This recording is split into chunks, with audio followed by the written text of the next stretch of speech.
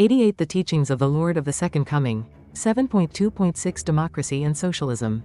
The age of monarchy gave way to the age of democracy.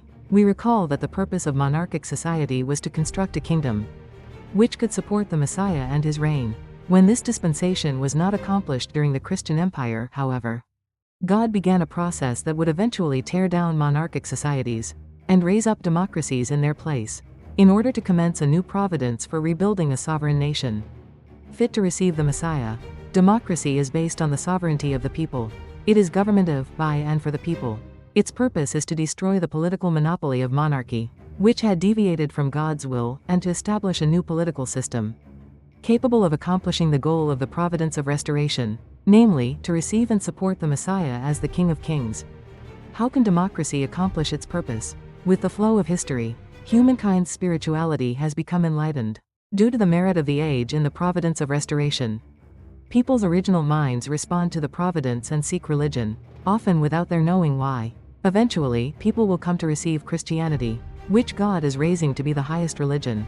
In this way, the world today is converging to form a single civilization based on Christian ideals. As history nears its consummation, the will of the people inclines toward Christian values. Democratic governments which abide by the will of the people also gradually become more Christian. Thus, when the Messiah returns to societies under the rule of democratic governments, well matured by the Christian spirit, he will be able to establish God's sovereignty upon the earth, with the wholehearted support of the people. This will be the kingdom of heaven on earth. We need to understand that democracy was born to undermine satanic monopolies of power, for the purpose of God's final providence, to restore, by the will of the people, a heavenly sovereignty under the leadership of the returning Christ. The democratic movements which rose against the absolute monarchies of the 17th and 18th centuries gave rise to revolutions in England, America, and France. These revolutions destroyed monarchic societies and gave birth to today's democratic societies. The different forms taken by democracy according to the providential trends of Hebraism and Hellenism will be discussed in the next chapter. 27. The progress of history in the religious sphere moved to the stage of democratic Christianity after monarchic Christianity was shattered by the Protestant Reformation of 1517. Through the Reformation, democratic forces within Christianity dismantled the spiritual kingdom over which the papacy had commanded sole authority. God's original desire was that the Christian empire unite with monarchic papal Christianity to build the kingdom to which the Messiah would come. However, when the popes failed in their responsibilities, the monarchic Christianity over which they had all authority had to be dismantled. This has been the mission of democratic Christianity, just as the mission of political democracy has been to destroy the absolutist sovereignty of secular monarchy. Accordingly, after the Protestant Reformation, the way was open for people to freely seek God through their own reading of the Bible, without the mediation of the priesthood. People were no longer subjected to the authority of others in their religious life, but could freely seek their own path of faith. Democratic Christianity has thus created a social environment which allows all people to seek freely for Christ at his return, regardless of the manner in which he may come. Similarly, with the progress of economic history, socialist ideals arose, which undermined imperialism and fostered a democratic form of economy. Although some historians have regarded World War I as a war fought by imperialist nations over colonies, in fact, soon after its conclusion the democratic spirit rose to prominence and began to undermine colonialist policy. At the end of World War II, the great powers began to divest themselves of their colonies and liberate the nations under their control.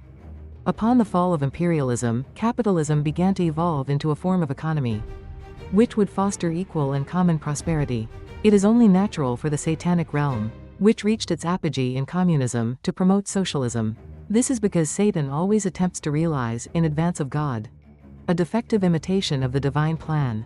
God's plan is to develop a socialistic economy, although with a form and content utterly different from the state socialism that communism actually established. According to God's ideal of creation, God confers upon each individual the same original value. Just as parents love all their children equally, God desires to provide pleasant environments and living conditions equally to all his children. Moreover, in an ideal society, production, distribution, and consumption should have the same organic relationship as exists between the functions of digestion, circulation, and metabolism in the human body. Thus, there should not be destructive competition due to overproduction, nor unfair distribution.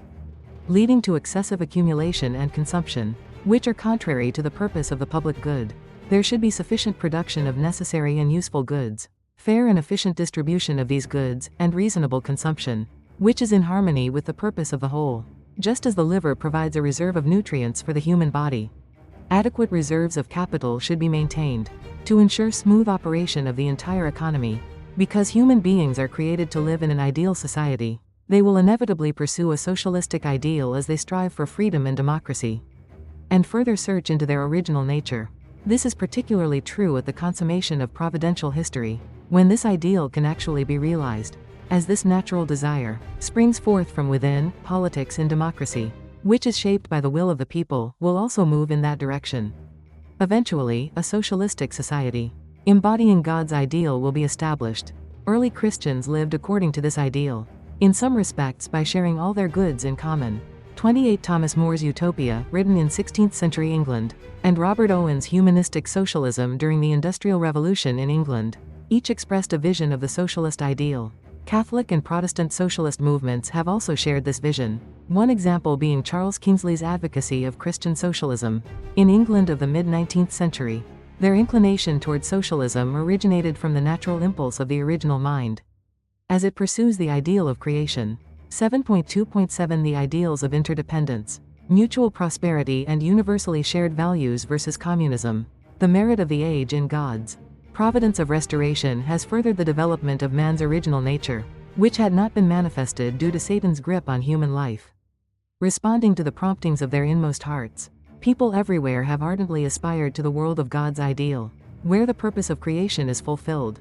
In seeking for a socialistic society on heaven's side, their original mind has drawn them to the ideals of interdependence, mutual prosperity and universally shared values. The world in which these ideals will finally be realized is none other than the kingdom of heaven on earth, under the leadership of the returning Christ. Since Satan mimics God's providence in advance, the satanic side has advocated scientific socialism, based on the theories of dialectical and historical materialism, and has built the communist world.